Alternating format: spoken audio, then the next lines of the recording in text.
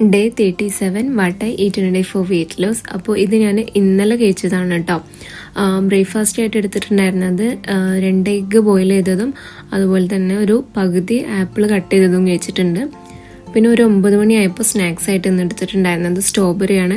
ഇടയ്ക്ക് ഞാൻ നട്ട്സാണ് എടുക്കാറ്, എന്താണോ അവൈലബിൾ ആയിട്ടുള്ളത് അത് എടുക്കും കേട്ടോ. ഇത് കുറച്ച് പുളിയൊക്കെ ഉള്ള സ്ട്രോബെറിയാണ്. ലഞ്ചിന് കൊണ്ടുവന്നിട്ടുള്ളത് സ്വീറ്റ് പൊട്ടാറ്റോ അതുപോലെ തന്നെ ബേക്ക് ചെയ്തിട്ടുള്ള ചിക്കനാണ്.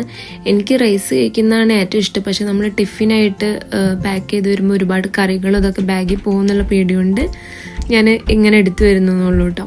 പിന്നെ എൻ്റെ കൂടെ കുറച്ച് കുക്കുംബർ കഴിച്ചിട്ടുണ്ടായിരുന്നു. പിന്നെ ഡിന്നറായിട്ട് ഇന്ന് എടുത്തിട്ടുണ്ടായിരുന്നതും ബേക്ക് ചെയ്ത ചിക്കനും അതുപോലെ അതിൻ്റെ കൂടെ തുർക്കിഷ് റൈസ് ഉണ്ട് കേട്ടോ. ഇത് നമ്മൾ പുറത്തുനിന്ന് വാങ്ങിച്ചതാണ് ഈ ഒരു റൈസ്. നല്ല ടേസ്റ്റ് ഉണ്ടായിരുന്നു.